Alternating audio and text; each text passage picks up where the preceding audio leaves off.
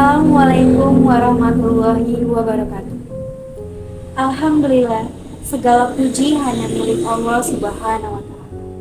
Semoga Allah yang Maha menguasai seluruh alam ini menganugerahkan kepada kita hati yang senantiasa istiqomah, yakin kepada Allah Subhanahu wa Ta'ala. Salawat dan salam semoga selalu tercurah kepada baginda Nabi Muhammad SAW yang telah mengajarkan kepada kita akhlakul karimah, kemuliaan akhlak. Saudaraku, Allah Subhanahu wa Ta'ala mengutus Nabi Muhammad SAW untuk mengajarkan akhlak mulia kepada seluruh umat manusia. Dan tiada pernah bisa akhlak mulia hadir pada diri seseorang kecuali lahir dari tauhid yang bersih, iman yang kokoh kepada Allah Subhanahu wa Ta'ala. Rasulullah bersabda, "Sesungguhnya aku diutus untuk menyempurnakan akhlak mulia." Hadis Bukhari. Ada orang yang sangat giat bekerja. Tiada hari baginya kecuali diisi dengan bekerja. Ibaratnya kepala jadi kaki, kaki jadi kepala. Banting tulang bekerja dengan keras. Ada juga orang yang sangat tekun belajar sehingga menjadi orang yang sangat pintar. Satu gelar berhasil diraih, gelar berikutnya ia kejar dengan giat. Semua ini adalah hal yang baik. Akan tetapi, ada juga orang yang bekerjanya giat, belajarnya rajin, ikhtiarnya ulet, namun tidak diiringi dengan akhlak mulia.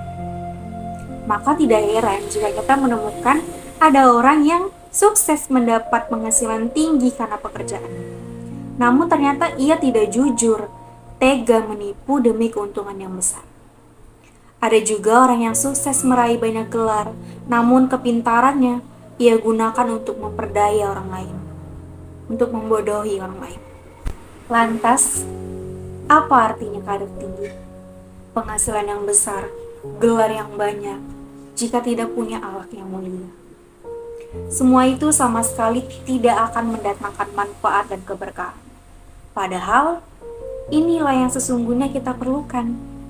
Bukan hanya sekedar tingginya jabatan, bukan sekedar besarnya penghasilan, bukan sekedar berderek-dereknya gelar, tapi keberkahannya dan akhlak mulia adalah hal yang paling harus kita raih dari keberkahan.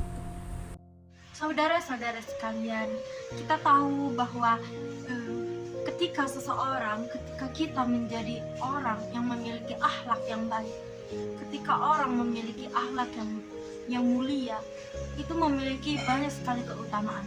Namun seperti perkataan dari Syekh rahimahullahu ta'ala, memulai dengan perkataan beliau bahwa di antara hal-hal yang sangat mulia dan banyaknya faedah-faedah dari husnul khuluq atau akhlak yang baik, itu ada beberapa. Yang pertama itu kita patuh dan taat kepada perintah Allah berserta para rasulnya. Mencontoh akhlak Rasulullah SAW yang luar biasa sekali. Dan sesungguhnya ini mengikuti perintah dari Allah Subhanahu wa Ta'ala, Tabarakallahu wa Ta'ala, dan perintah Rasulnya. Dan mencontoh akhlak Rasulullah SAW yang sangat luar biasa. Betapa banyak kemuliaan bagi seorang muslim yang mengetahui akhlak yang mulia dan kemudian dia berusaha untuk mengikuti akhlak-akhlak yang dicontohkan oleh Rasulullah SAW, yang dimana beliau adalah imannya orang-orang yang berakhlak mulia. Seperti Nabi sendiri, Nabi Muhammad SAW telah menyebutkan hadis-hadis yang sangat banyak dalam anjuran untuk kita dapat berakhlak dengan baik dan yang mulia. Yang kedua itu, banyak orang yang berakhlak mulia, dia mencontoh dan mengikuti dari baginda Rasulullah SAW, dan serta mengamalkan adanya suatu firman dari Allah Subhanahu wa Ta'ala yang artinya sesungguhnya telah ada pada diri Rasulullah itu suri teladan yang sangat baik bagimu, yaitu bagi orang yang menghadap rahmat Allah dan kedatangan hari kiamat dan dia banyak menyebut Allah. Hal tersebut tercantum dalam Quran Surah Al-Ahzab ayat 3. betapa banyak kemuliaan bagi seorang muslim. Kita dianjurkan untuk selalu dalam keadaan ibadah kepada Allah Subhanahu wa Ta'ala. Di antara banyak manfaat yang disebutkan sebelumnya, bahwa seorang muslim ketika dia berakhlak dengan akhlak yang mulia, dia selalu berada dalam keadaan ibadah kepada Allah Subhanahu wa Ta'ala. Dia selalu dalam keadaan bertakarub kepada Allah.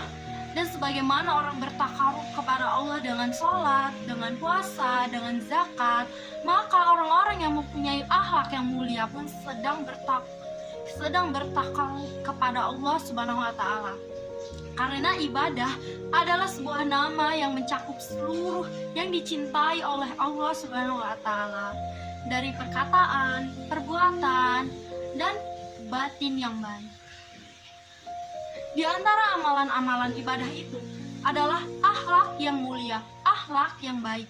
Dan orang yang berakhlak mulia dan mengamalkan akhlak mulia dalam kehidupannya itu, hari-harinya itu pasti dalam keadaan selalu beribadah kepada Allah Subhanahu wa Ta'ala.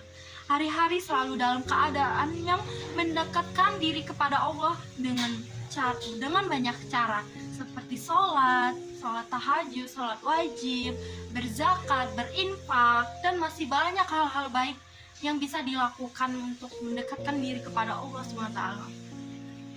Ketahuilah para saudara-saudara, akhlak mulia itu menuntut kita semua untuk dapat mengamalkannya dalam waktu yang sangat panjang. Waktu yang sangat panjang di mana ketika kita diajarkan dari kecil sampai kita meninggal nanti.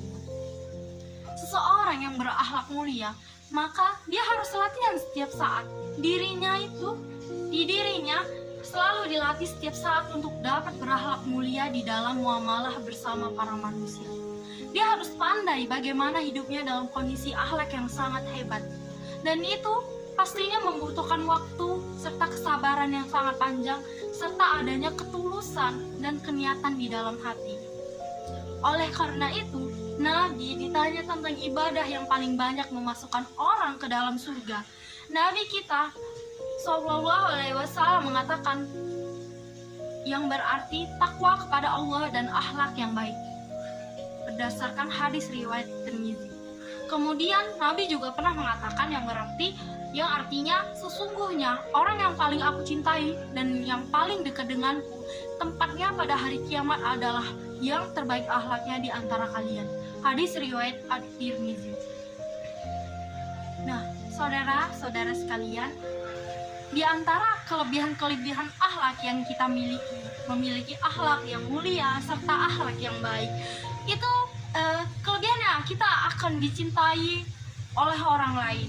Di antara keutamaan akhlak yang mulia itu bahwasanya akhlak mulia ini membuat orang yang memiliki akhlak yang mulia, orang yang memiliki akhlak yang baik ini akan dicintai oleh orang-orang saudara-saudara sekitar. Baik itu hubungan kerabat, hubungan jauh, hubungan dekat, dan sebagainya. Dan menjadikan orang yang jauh darinya menjadi orang yang dekat dengannya, karena diri dia sendiri memiliki akhlak yang mulia, akhlak yang baik. Itu membuat orang-orang ingin selalu berada ataupun ingin berhubungan yang baik dengan dia, agar kita mencontoh akhlak yang baik dari beliau.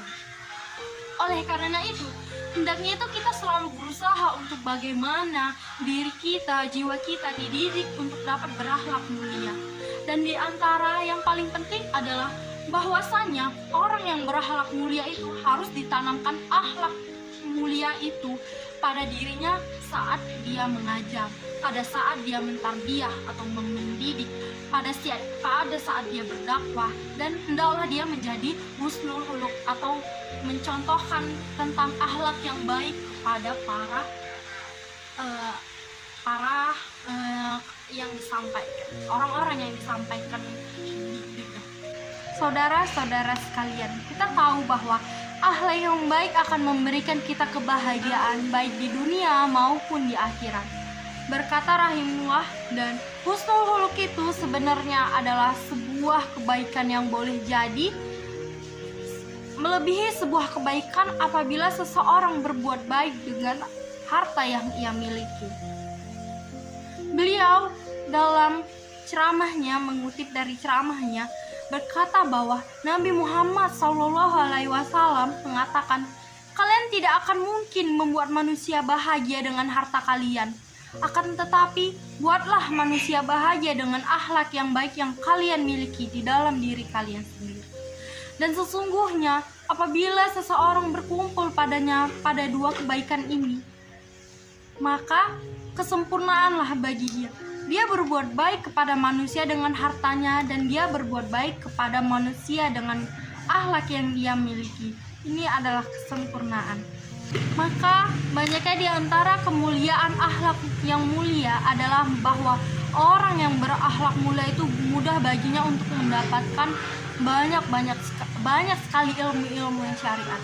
Dan di antara akhlak mulia yang dibutuhkan oleh seorang penuntut ilmu adalah kuncinya itu satu, sabar. Sabar adalah akhlak yang paling mulia sekali. Dan barang siapa yang tidak memiliki kesabaran di dalam dirinya, bagaimana mungkin dia bisa menuntut ilmu dengan baik? Bagaimana mungkin dia akan sabar dalam menuntut ilmu? Betapa banyak yang orang-orang yang berjalan di atas jalan ilmu, kemudian ia tidak sabar, dan kemudian setelah beberapa bulan dia pun meninggalkan ilmu-ilmu tersebut karena ketidaksabarannya dalam menuntut ilmu tersebut. Maka seorang penuntut ilmu itu membutuhkan kesabaran agar dia dapat belajar dan terus belajar, sabar dan terus belajar. Seorang penuntut ilmu itu membutuhkan akhlak mulia untuk menarik hati orang yang mengajarkan ilmu kepadanya, sehingga seperti contohnya para guru yang mengajarkan kepadanya itu suka kepadanya, lalu menyampaikan kepadanya banyak ilmu-ilmu yang penuh dengan manfaat yang dapat membuat dirinya cukup dengan pengetahuan atau materi yang diberikan. Nah, adapun yang bisa dilakukan selain itu yaitu orang yang rajin puasa sunnah, dan tidak lupa melakukan sholat sunnah ditambah dengan akhlak yang mulia, maka dia akan menjadi, insya Allah ia akan menjadi orang yang tidak hanya berakhlak mulia saja, namun dapat mengangkat derajatnya di kemudian. Hal ini karena ada kelebihan seseorang tersebut, yaitu akhlak yang mulia yang ia dapatkan, dan kemudian dia melebihi orang-orang tersebut dengan banyaknya sholatnya dan banyaknya puasa yang ia jalankan. Yang jelas, para saudara-saudara, hasil dari semua ini bahwa akhlak mulia adalah sesuatu yang sangat agung dan kemuliaan yang luar biasa yang di surga Allah Subhanahu wa Ta'ala, dan akan mendapatkan tempat yang sangat tinggi, sebagaimana yang tadi dikatakan oleh Nabi SAW bahwa sesungguhnya hamba yang berakhlak mulia akan sampai kepada derajat orang yang rajin berpuasa dan orang yang rajin sholat sunnah dan puasa sunnah. Hal ini menunjukkan bahwa posisi akhlak mulia dalam agama kita dan buahnya yang sangat manis di dalam agama kita. Kita tahu bahwa saat ini banyak siswa-siswa, peserta didik, orang-orang yang pada saat zaman sekarang tergerus oleh banyaknya globalisasi, terbawa arus negatif dari globalisasi, di mana banyak sekali akhlak-akhlak para peserta didik ataupun para orang-orang saat ini itu sangat memprihatinkan, di mana kurangnya akhlak yang mulia atau yang baik di dalam diri kita semua. Tidak dapat dipungkiri bahwa kita semua manusia pastinya pernah melakukan kesalahan, namun kita haruslah menanamkan diri kepada kebaikan-kebaikan yang dapat kita perbuat kepada orang lain. Terutama kita harus dapat membentuk akhlak yang baik di dalam diri kita. Kita dapat membentuk akhlak dengan mencontoh beberapa ajaran-ajaran yang telah dicontohkan oleh baginda Rasulullah SAW. Beliau telah banyak mencontohkan akhlak yang baik, terutama pada saat zaman sekarang ini, di mana zaman banyak orang-orang yang terkena dampak negatif dari arus globalisasi saat ini, di mana zaman semakin canggih, maka terkadang kita lupa untuk berakhlak yang baik itu seperti apa. Dan itu Sebagaimana Rasulullah Shallallahu Alaihi Wasallam bersabda, kaum mukmin yang paling sempurna imannya adalah yang paling baik akhlaknya di antara mereka. Hadis tersebut merupakan hadis riwayat Tirmizi. Maka dari itu, marilah kita sama-sama membangun dan menanamkan nilai-nilai akhlakul karimah, baik itu pada diri sendiri maupun pada lingkungan kita, maupun pada lingkungan sekitar kita, agar kelak tercipta orang-orang yang berakhlakul karimah, berakhlak mulia, mempunyai pribadi yang baik dan jujur. Sebagaimana Rasulullah juga bersabda dalam hadis riwayat Bukhari yang berisi sesungguhnya aku diutus untuk menyempurnakan akhlak mulia, di mana kita sama-sama mengetahui bahwa manusia diciptakan sebagai khalifah di bumi, yang berarti kan diciptakan sebagai seorang pemimpin. Maksudnya, dikatakan seorang pemimpin ialah ia adalah seorang pemimpin, dia adalah sekurang-kurangnya seorang pemimpin, yaitu pemimpin bagi dirinya sendiri. Manusia juga bertanggung jawab atas dirinya sendiri. Dia dapat memilih dan menentukan pilihannya, baik atau buruknya yang akan dia lakukan. Maka dari itu, menanamkan nilai-nilai berakhlakul karimah sangatlah penting, dimulai dari diri sendiri dan sekitar kita, ditanamkan dengan sedini mungkin pada diri seseorang itu, agar bisa menjadi bekal untuk diri sendiri di hari kemudian. Mungkin cukup sekian yang dapat kami sampaikan. Kurang dan lebihnya kami mohon maaf. Assalamualaikum warahmatullahi wabarakatuh.